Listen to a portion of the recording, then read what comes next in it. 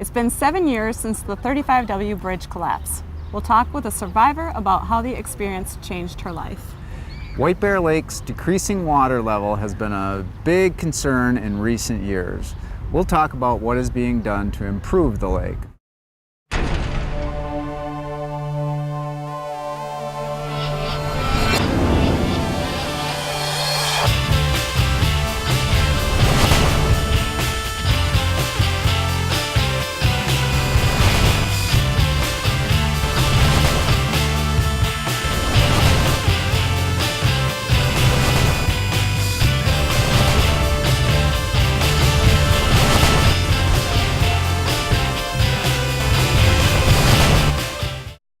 Hi, I'm Trace Minarchuk. And I'm Ron Hawkins. Thanks for joining us on this edition of Lake Area Beat, where we're out at beautiful White Bear Lake. So, how's your summer been going? Summer's been going really well. Had a lot of fun. Just came back from a nice vacation, relaxing vacation, but I looked at the calendar and time is slipping away. Yeah. How about your summer? Well, it's been going good, but it's been going really quick. I was just at Target and they've got back to school stuff, so that's and I've been hearing people chatter about the state fair also, so yeah, that's it's a sign of fall. Yeah, oh, absolutely. Too soon. 7 years ago, the 35W bridge collapse made national headlines. 13 people died and many more were injured. We talked with a survivor about how she's doing today and the promise she fulfilled when she made it out of the Mississippi River alive. Producer Mary Klein and photographer Jeffrey Wilson have the story. I never once asked why it happened to me. Lindsay Walls never asked why a twist of fate, like missing her normal exit home from work, brought her to the 35W bridge the night it collapsed. Instead, here is the place, in this class in particular, is an opportunity to let go of all of that stuff, right? she promised to make her dream of opening a youth center a reality. For me, that moment happened on the bridge and I never looked back. I knew that this place would come to be, and so far it has. Courageous Hearts, located in the Bancroft neighborhood of Minneapolis, is a place for kids 10 to 18 years old to come and express their issues through art. It might just be that you have more practice. It was art that helped Lindsay work through her trauma after surviving the bridge collapse 7 years ago. And like the vivid images the children paint in class. Yep, you can always keep working on it next week. Lindsay vividly recalls the moment she heard a beam snap and the ground beneath her disappear. While I was falling, I kind of anticipated that I was on concrete, so I would land on concrete, and I basically envisioned my body, everything just being splat on the, concrete. That was what I expected to happen, and I was just waiting for it to happen.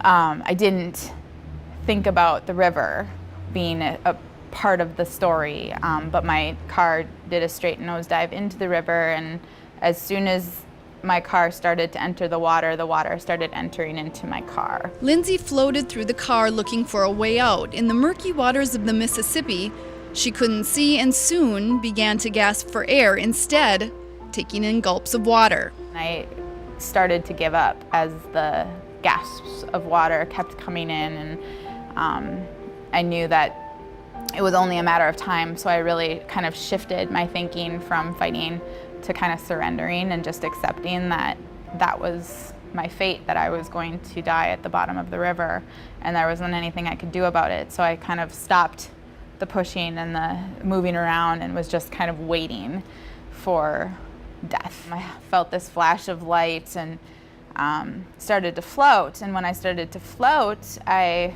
assumed that, well, that's dying, right? That's a part of the death experience that they describe, and whoever they is. And so but I didn't feel dead. I didn't feel, and I don't know what dead feels like, but I felt like I was still in my body and I felt like I was still alive. So I just kept kicking, and I was clearly beyond the confines that I'd been in my car, and I reached the surface of the water and took a gasp of air and had to turn around and get oriented to where I was and saw the destruction above the water. With a broken back, she kicked her way to the surface and was helped to a median where she waited 45 minutes for medical assistance. It was in this chaotic place she experienced kindness. But so that was this moment for me that was always so vivid, because it just, even in the midst of that trauma and that experience, people were right there, ready to help. Lindsay spent 5 months in a back brace, but her emotional scars cut much deeper. Just experiencing the loss of life and memorializing that day. It took me until the 5th anniversary, and on that day I actually stood at the Stone Arch Bridge and cried for the first time. You hear the term surreal. I had never experienced it till that night. Ramsey County Chaplain Frank Tell was dispatched to the bridge the night it collapsed. I go to sit down to eat dinner and I get the page. And it's the bridge collapse. Initially, he stayed with construction workers on the north bank near a railroad yard.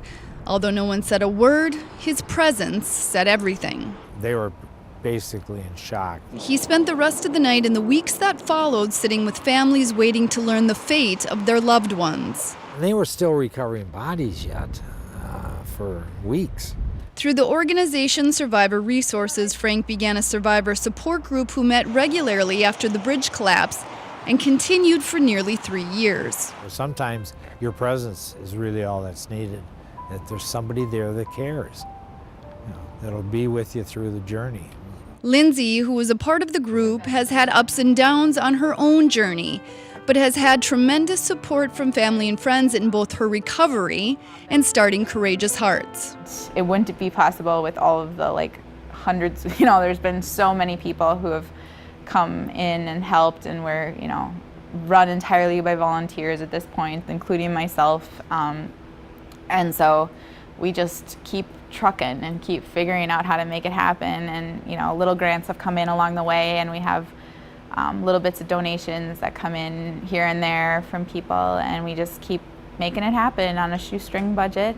Her vision is for Hearts to become that well-known yet little shop on the corner, a small-town kind of place in the big city. And this is why, since that fateful night in August, she's continued to move forward despite constant reminders of the past. On August 1st, in a couple weeks, I'll be taking the day off, and that's always my day. I dedicate that as my day to reflect on life and to reflect on where I've been, and it's I don't even know if I can even fully comprehend all that has happened in the last 7 years, really. It's been a wild ride, to say the least, but I'm really, really happy to be on this end of it. Thank you. Had fun today. Woohoo! It was mentioned in the story, Courageous Hearts is completely run by volunteers and donations. If you'd like to make a contribution or learn more, visit their website and like them on Facebook. And speaking of Facebook, Sergeant John Betty joins us to talk about the police department and social media. Thanks for being here. Thank you. Welcome back to the show, John. It's always a pleasure. So tell us about the social media sites that you've integrated into the police department. Sure. Well, our police department's been on our Facebook page for a couple years now, and it's grown in popularity. So we've decided to expand that a little bit. We recently came up with a Twitter account. If you go to Twitter and search at WBLPD for White Bear Lake PD, you can find it. We're trying to do different things. We've integrated Facebook, Twitter, and our crime help blog, which is a website that you can find where we actually post pictures, sometimes video, of crimes that we're trying to solve.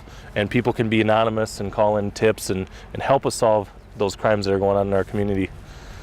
So not only are people kind of keeping up with what the police department is doing, but it's also being used for a way of the community to get involved in policing. Sounds like, basically, right? Absolutely. We're using all three of our sites for a number of things. Number one, we want people to know what kind of things are going on in the community, what to watch out for, what to be careful about. We're promoting good things that our police department's doing. When we have the Polar Plunge and we raise money for Special Olympics, when an officer receives some kind of an award or the department receives a grant, we're putting that on our social media sites.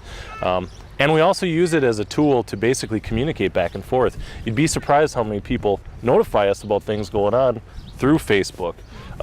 Or they look at our crime help blog and they call us and they email us.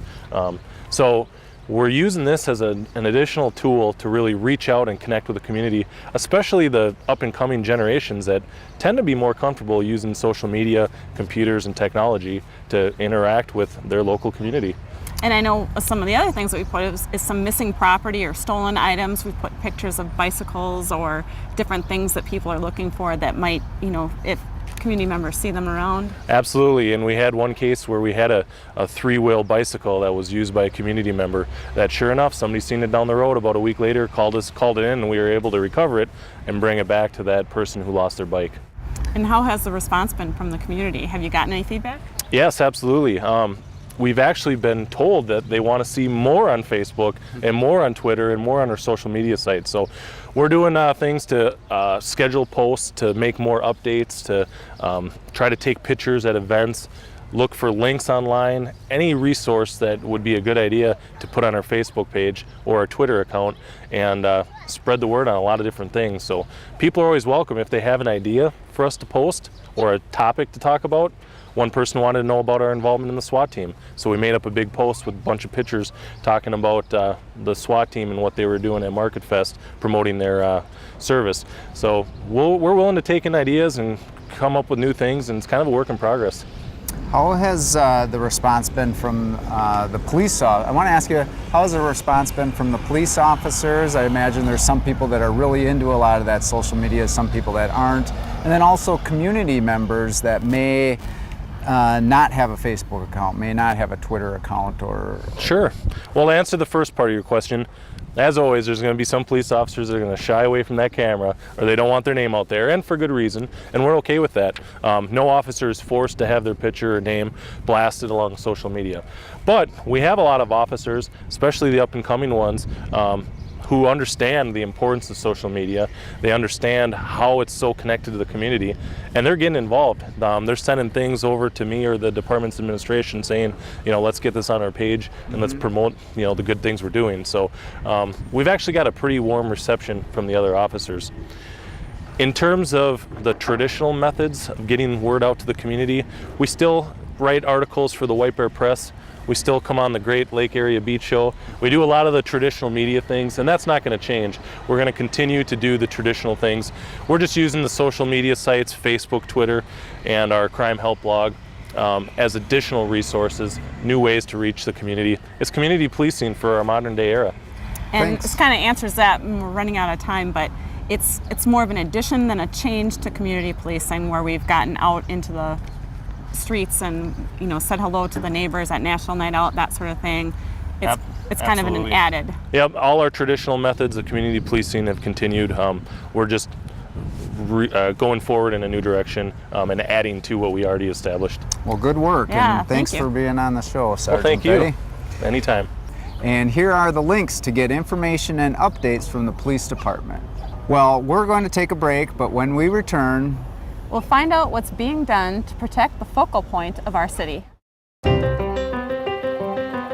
Hello everyone, I'm Paul Anderson, host of North St. Paul Notes on Channel 16. North St. Paul Notes is a monthly show that will keep you up to date on the news and events that are of interest to the residents of North St. Paul. This month, we'll get an update on the North St. Paul Veterans Memorial Park project. So make sure you don't miss the August edition of North St. Paul Notes, right here on GTN Channel 16. welcome back. White Bear Lake has experienced significant water level drops in recent years, and since it's such an important part of our community, a lot is being done to preserve it. Brian DeSmet from the White Bear Lake Water Conservation District is here to tell us more. Brian, thank you so much for being here. Thank you for having me. First of all, why don't you tell us, what is the White Bear Lake Water Conservation District? Well, the White Bear Lake Conservation District is one of two conservation districts that were established back in 1971 by state statute with the goal of protecting the valuable resource, White Bear Lake. The other conservation district board is Lake Minnetonka, and the board consists of 10 volunteer members, from the 2 members from each of the 5 communities that surround the lake, and that's White Bear Lake, White Bear Township, Matamidi, Dellwood, and Birchwood. And how long have you been on that committee? I've been on the board for a little over 2 years. Okay. And you've been very busy. Yeah, lately. the conservation district is actively involved in trying to resolve the lake level issue, but also the ongoing tasks that it has of managing things that happen on the lake, and also protecting the lake through the treatment of water milfoil and trying to prevent invasive species from getting into the lake. And we've had a lot of news lately about the water levels, and we've had a lot of rain, especially last month. How has the rain, if anything, has it affected the lake levels? Yes, you know, the great amount of rainfall that we had in May and June has had a real positive impact on the lake. Basically, it's about a 1-to-1 relationship. We've had about 1 foot of rain, and the lake level has increased by about 1 foot. And not only does the rainfall help the lake, but when it rains, people water their yards less, and so water consumption goes down, and that's a real benefit to the lake as well. Okay. So can you give us just kind of an overview of what, maybe a basic overview of what can make the lake go up? I mean, it rains, the rain washes into the lake, but there's more than that, isn't there? Well, you know, basically the only source of water for the lake, or the primary source, is rainfall. There are also indications that there are springs that feed into the lake. These springs, because of the drought that we've been experiencing, may be impacted, and that source may be reduced over the last several years. But primarily rainfall and runoff into the lake is the primary source of input to the lake. One thing that's unique about White Bear Lake is that it has a very small watershed or area that contributes water into the lake. And so even when we get a lot of rain, neighboring lakes like Bald Eagle Lake, which has a very large watershed, can see a large increase in level, where White Bear Lake will see a modest increase in level. So with all the studies that have been done, has there been a definitive source or reason why the White Bear Lake has gone down? Well, the short answer is no, but the USGS, the United States Geological Survey, prepared a study, and it was published about a year and a half ago. And one of the things that they found was that there's a connection between White Bear Lake and the aquifer that lies below the lake. That's the Prairie du Chien Jordan aquifer. Now, the Prairie du Chien Jordan aquifer is the primary source of water supply for almost all of the communities in the North and East Metro. And so there's a correlation that can be drawn between the level of the aquifer and the level in White Bear Lake, because as the aquifer level drops, water can run through the bottom of the lake into the aquifer. And so that's one of the things that has been identified, and there's ongoing work there. And then the other thing is, you know, the drought conditions in the environment, and the more evaporation we get, the lake level can be reduced as well. Okay, now, so now that they've addressed some of those things that are contributing to that, what's being done? Is there anything being done to fix that? Yeah, it's a great question. And the ongoing work, there's an additional study by the USGS that is trying to investigate how fast water might be leaving the lake and how far down, or and where it might be leaving the lake. The DNR is in the process of identifying a groundwater management area that would allow them to manage the aquifer in the North and East Metro better. And then finally, the Met Council is in the process of preparing a feasibility study to look at alternatives for improving or stabilizing the lake level. Okay, well, that's a lot of good information. Wish we had a few more minutes to chat, and then certainly everybody can do their part to conserve water as well. That's right. And one thing I'll add is the website for the Conservation District is www.wblcd.org, and that's a great source of information. All right, Great. thank you, Brian. Thank you very much for being here. Thank you for having me. Appreciate it. Lots of women and men enjoyed the 2014 White Bear Lake Firefighters calendar, and in case you were worried, there will be a 2015 calendar sale this year. Take a look. If this is my second time around, I won't feel anything any more comfortable than that.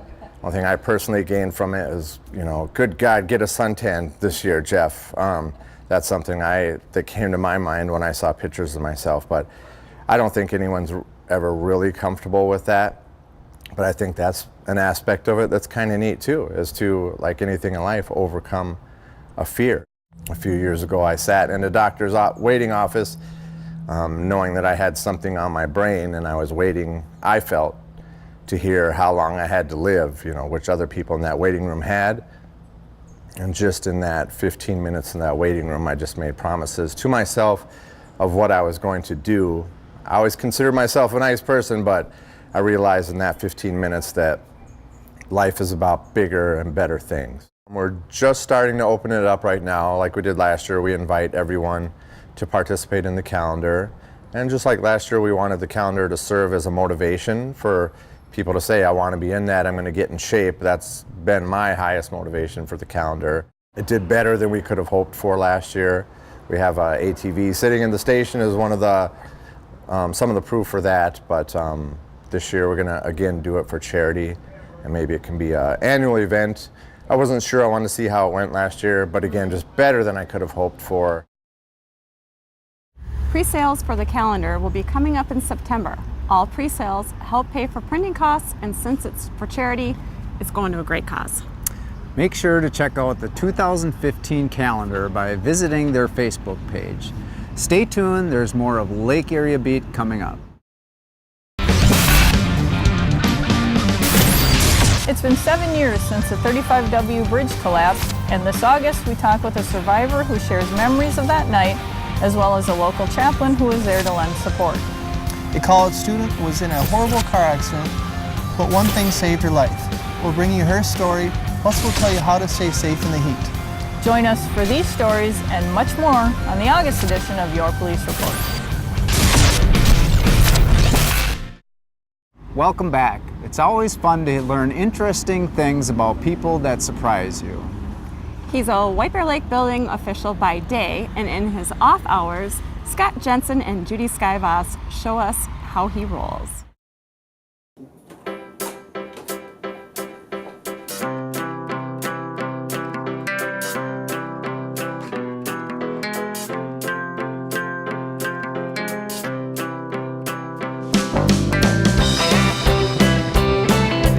I grew up in California surfing and skateboarding. As a kid, I skateboarded all the time. And, you know, family brought me here, 2,000 miles away from the ocean. I can't surf, obviously, and I've tried water skiing, things like that. It's just not the same. But these longer boards are pretty similar to carving a wave. If you have enough speed and can go, it kind of simulates that, and I like that. So it's my way to reconnect, I guess.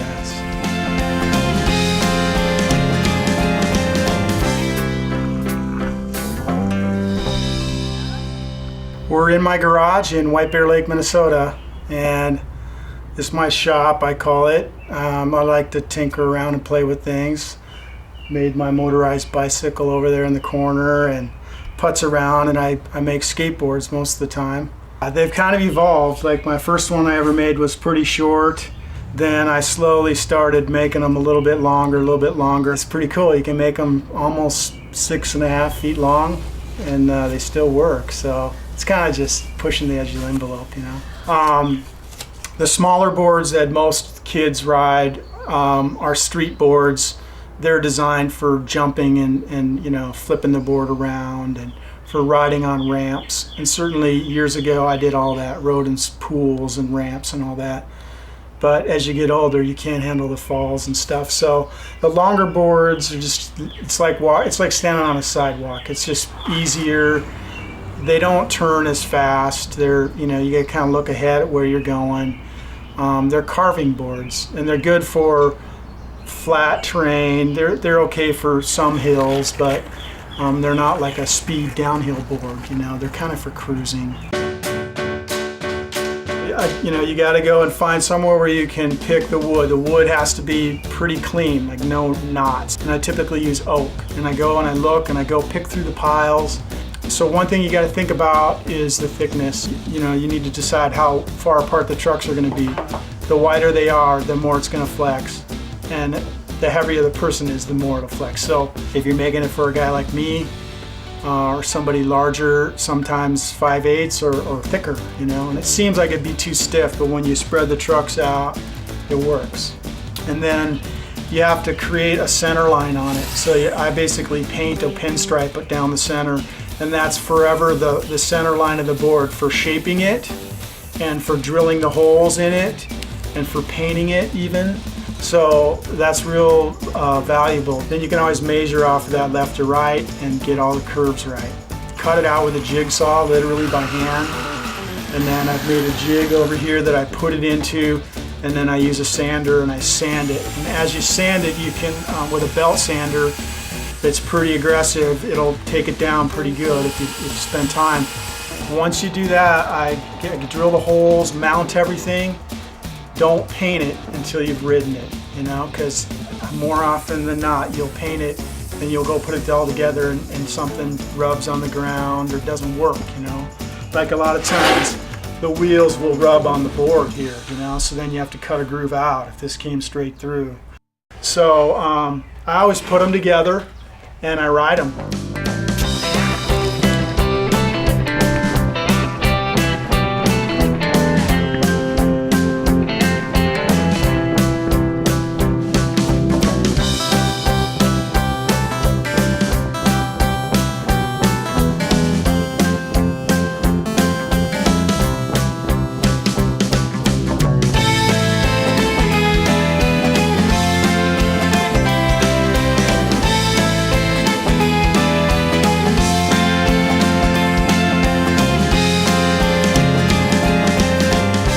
I'm stuck in that green Ford pickup over there in 1970 or something, I just like that time, and growing up in California, it's cool. I would say White Bear Lake is definitely my home now, and I'll be here. So sometimes you want to go back to LA, but I think we're gonna stay.